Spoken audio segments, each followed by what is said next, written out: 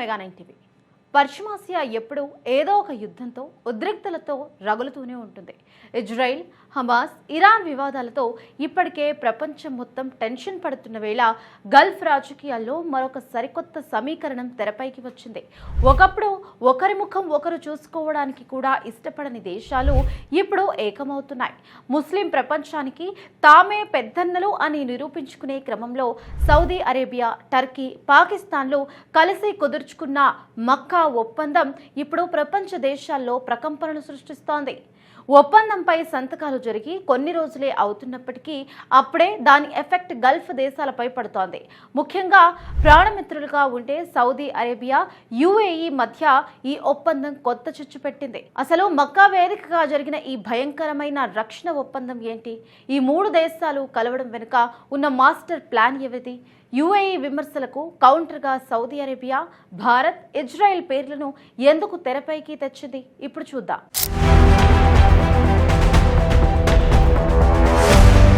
August 7న ఇస్లాం పవిత్ర నగరమైన మక్కాలో ఒక చారిత్రాత్మక ఘట్టం ఆవిష్కృతమైంది.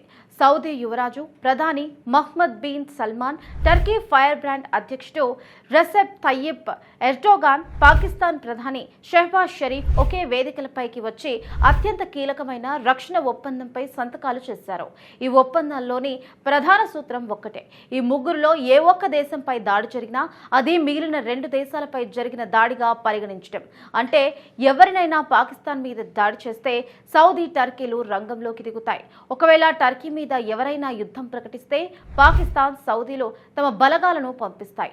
అచ్చం అమెరికా నేతృత్వంలోని నాటో కూటమి ఎలాంటి రూల్స్ ఫాలో అవుతుందో ఇక్కడ కూడా ఖచ్చితంగా అదే ఫార్ములాను అప్లై చేశారు. నిపుణులు ఈ కూటమిని ఇప్పటికే ఇస్లామిక్ నాటోగా పిలవడం మొదలు పెట్టేశారు. దానికి ఒక బలమైన కారణం కూడా ఉంది. ఈ మూడు దేశాల కలయిక ఒక డెడ్లీ కాంబినేషన్. మొదటిది సౌదీ అరేబియా. అపారమైన చమురు సంపదతో, లక్షల కోట్ల రూపాయల ఆర్థిక బలంతో ప్రపంచ ఆర్థిక వ్యవస్థలను శాసించగలదు. రెండవది పాకిస్తాన్. ఆర్థికంగా అడుక్కుంటున్నప్పటికీ ఇస్లామిక్ దేశాల్లో ఏకైక అణ్వాయుధ సామర్థ్యం ఉన్న దేశం పాకిస్తాన్ మాత్రమే. మూడవది టర్కీ. యూరప్, ఆసియా ఖండాలను కలిపే వ్యూహాత్మక భౌగోళిక స్థానంతో పాటు నాటోలోని అమెరికా తరువాత రెండవ అతిపెద్ద సైనిక బలగం ఉన్న దేశం.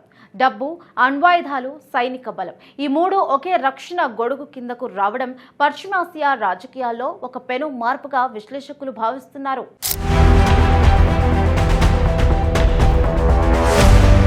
అయితే ఈ మక్కా ఒప్పందం కేవలం ఈ ముగ్గురు దేశాలకే పరిమితం కాదన్న సంకేతాలు కూడా బలంగా వెలువడుతున్నాయి. ఈ కూటమిని మరింత విస్తరించి ఇరాన్, ఇజ్రాయిల్ లాంటి దేశాలకు చెక్ పెట్టాలి అన్నది సౌదీ మాస్టర్ ప్లాన్. దీనిలో భాగంగా భవిష్యత్తులో Egypt, Qatar, Kuwait, Jordan, Azerbaijan, Syria లాంటి సున్నీ ముస్లిం మెజారిటీ దేశాలను కూడా ఈ కూటమిలోకి తీసుకురావచ్చు అన్న ప్రచారం ముమ్మరంగా సాగుతోంది. ఒకవేళ అదే జరిగితే పశ్చిమాసియాలో ఒక సరికొత్త సెక్యూరిటీ బ్లాక్ రూపుదిద్దుకుంటుంది. అయితే ఇక్కడే ఈ కూటమికి ఒక ఊహించని అడ్డంకి ఎదురైంది. అది మరెవరి నుంచో కాదు, సౌదీకి అత్యంత సన్నిహిత మిత్రదేశమైన యుఏఈ నుంచి. సౌదీ అరేబియా తీసుకున్న ఈ ఆకస్మిక నిర్ణయంపై యుఏఈ వర్గాలు తీవ్ర అభ్యంతరం వ్యక్తం చేస్తున్నాయి. యుఏఈకి చెందిన పలువురు ప్రముఖ రాజకీయ విశ్లేషకులు సౌదీకి సూటి ప్రశ్నలు సంధిస్తున్నారు. గల్ఫ్ దేశాల భద్రత కోసం Saudi, UAE, Qatar, Kuwait, Bahrain, Oman సభ్యులుగా ఉన్న గల్ఫ్ కోఆపరేషన్ కౌన్సిల్ ఇప్పటికే ఉంది. అంతేకాదు జీసీసీ సభ్య దేశాలపై దాడిని మొత్తం కూటమిపై దాడికి పరిగణించే సంయుక్త రక్షణ వ్యవస్థ కూడా అక్కడ అమల్లో ఉంది. అలాంటప్పుడు జీసీసీ గల్ఫ్ వెలుపల ఉన్న టర్కీ, పాకిస్తాన్లతో కలిసి సౌదీ కొత్త రక్షణ కూటమిని ఎందుకు ఏర్పాటు చేసింది అన్నది యుఏఈ వర్గాల ప్రధాన ప్రశ్న.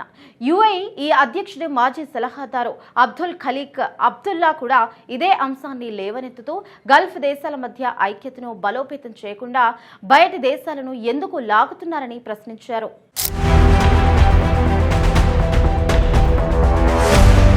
యుఏఈ నుంచి విమర్శలు రావడంతో సౌదీ వర్గాలు కూడా ఏమాత్రం తగ్గకుండా గట్టి కౌంటర్ ఇచ్చాయి. ప్రతి దేశానికి తన జాతీయ ప్రయోజనాలకు అనుగుణంగా ఇతర దేశాలతో ఒప్పందాలు చేసుకునే సార్వభౌమ హక్కు ఉంది అంటూ సౌదీ యువరాజు అబ్దుల్ రహ్మాన్ బిన్ ముసైద్ బదులిచ్చారు.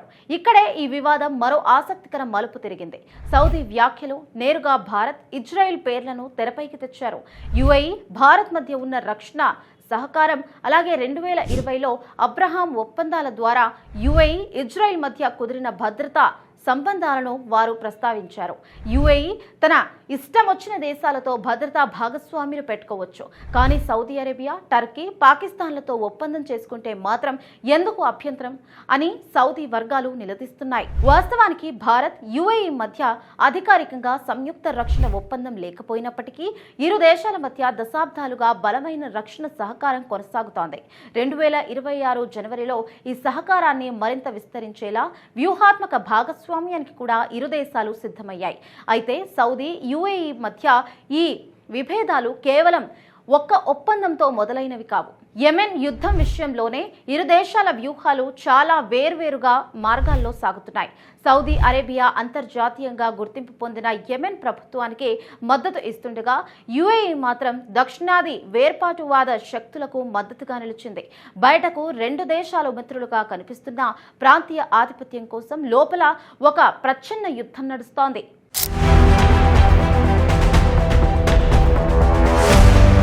ముందు పశ్చిమాసియా రాజకీయాలు మరింత రసవత్తరంగా మారబోతున్నాయి. మక్కా ఒప్పందం మరిన్ని దేశాలకు విస్తరిస్తే ఒకవైపు Saudi, Turkey, Pakistan, Islamic team బలపడుతుంది. మరోవైపు యుఏఈ, దానికి కౌంటర్గా భారత్, ఇజ్రాయెల్ సహా ఇతర వ్యూహాత్మక భాగస్వామ్యులను మరింత బలోపేతం చేసుకునే ఛాన్స్ ఉంది. మక్కాలో పుట్టిన ఈ కొత్త రక్షణ కూటమి ఇస్లామిక్ ప్రపంచానికి భద్రతా కవచంగా మారుతుందా, లేక గల్ఫ్లోనే కొత్త యుద్ధాలకు కారణమవుతుందా అన్నది కాలమే నిర్ణయించాలి.